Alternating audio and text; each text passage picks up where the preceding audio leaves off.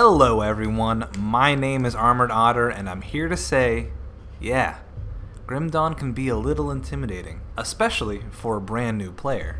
But fear not, because today I'm going to bring you a crash course in all things Grim Dawn, including 3 beginner-friendly builds that fit nicely into the 3 common archetypes: melee, ranged, and caster. If, for whatever reason, you want to skip to a certain build, timestamp links will be in the description. A video of the playstyle of each build at level 15 is going to play while I talk over it, and after I'm done, I'll show you what my skills and devotions look like at level 15. Make sure you stick around after I've showed you all 3 builds for a few helpful general leveling tips. Before we jump into the builds, let's go over what I like to call the new player friendly build checklist. In order for a build to be new player friendly, it has to meet 3 criteria. Number 1, it has to be simple to play. Builds with 1 or 2 active skills are ideal, so you can focus on keeping your character healthy and alive. Number 2, it has to be durable. We want our builds to be tough and forgiving, because you can't do damage when you're dead. And number 3, it has to do plenty of area damage. The biggest part of Grim Dawn is culling huge swarms of enemies, and it's pretty boring to do that one guy at a time. Now that we've gotten that out of the way, let's get to the builds. If you're looking for a character that gets in the thick of things and turns his foes into a fine red mist, then look no further than the Soldier. Soldier has a slew of great avenues for leveling, but today we're going to focus on Force Wave using a 2-handed weapon.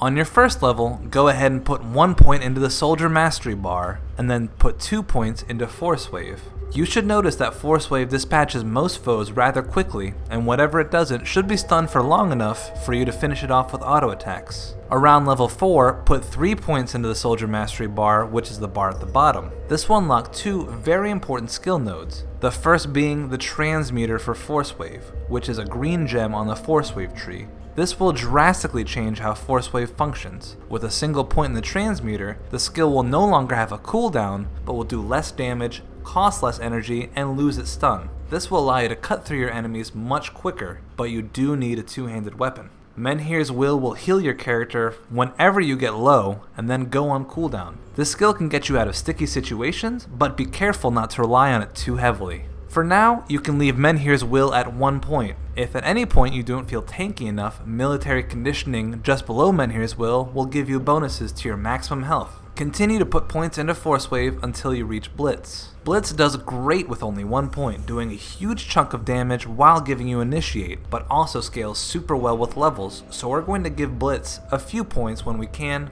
with our aim being to max it out rather quickly. But first, max out your Force Wave tree, and don't neglect your tanky passives. Focus on finding gear that boosts physical damage and gives you tankiness. For your second mastery, I suggest either Shaman or Demolitionist, as they both synergize well with Soldier and give you great tankiness. When you unlock your devotion tree, I suggest getting the Falcon, which is the green constellation just south of the crossroads. This will give you bonus damage and a powerful % chance attack. This is what my skill tree looks like at level 15,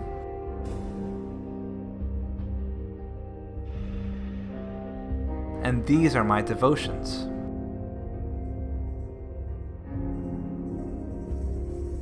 If obliterating your enemies in a storm of bullets and fire sounds appealing, then the Demolitionist will be right up your alley. First things first, put 1 point into your Demolitionist Mastery bar at the bottom and start maxing Fire Strike immediately. This skill will replace your auto attacks with a Molten Shot. You can pick up a powerful pistol in the very beginning of the game by looting a corpse in the second large building on the left side of the road after leaving Devil's Crossing. This handy pistol has bonus fire damage and will likely carry you for a few levels. At level 10, I suggest teleporting back to Devil's Crossing and talking to the NPC in the back right corner, who will allow you to reallocate your skill points for a small fee. Take all but 1 point out of Fire Strike and put a total of 10 points into the Mastery bar. Here you can pick up Flame Touch, which is a toggleable aura that increases your fire damage, Vindictive Flame, which increases your attack speed and run speed while also lashing out at your foes with tendrils of fire, and finally, Explosive Shot, which will give you the area damage your body so desperately craves. Explosive Shot becomes a priority, which you should max ASAP.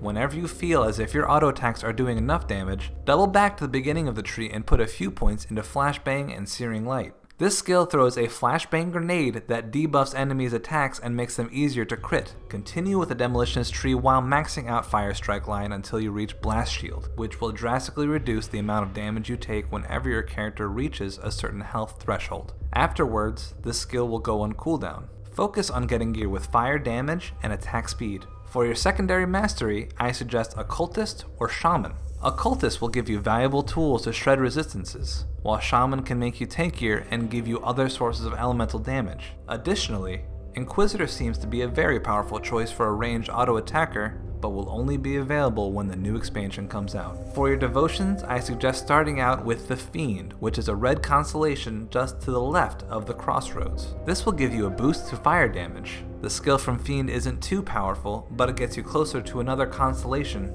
Soleil's Witchblade, which is very strong. After unlocking the first reputation node with Devil's Crossing, you can craft a relic that allows you to use 2 pistols. If you don't want to go this route, a rifle is just as good.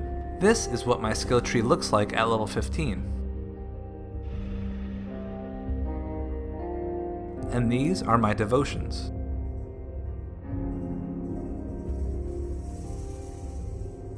Last but not least, if you like the sound of melting your enemies while draining their health and debilitating them, then I think you're going to love the Shaman class. Start off with 1 point in the Shaman Mastery bar, then start maxing out the Insect Swarm as soon as you can. This skill fires off a projectile that applies a heavy dot while draining a ton of health to you. It might drain your mana rather quickly, so use it sparingly and be on the lookout for gear that gives mana regen. After you've maxed out the Swarm, continue on the Shaman tree and put 1 point in Grasping Vines, which will allow you to throw down a big area slow, and also put 1 point into Modrigan's Pact, which will boost our mana regen.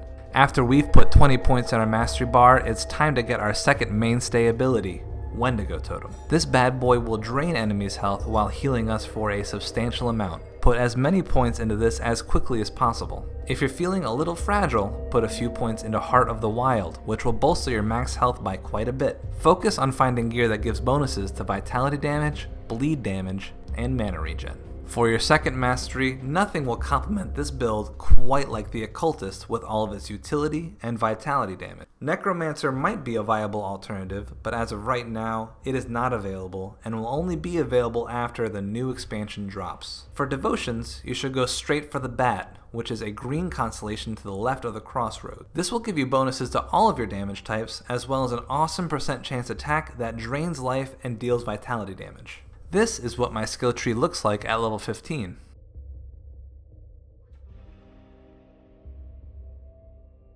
And these are my devotions.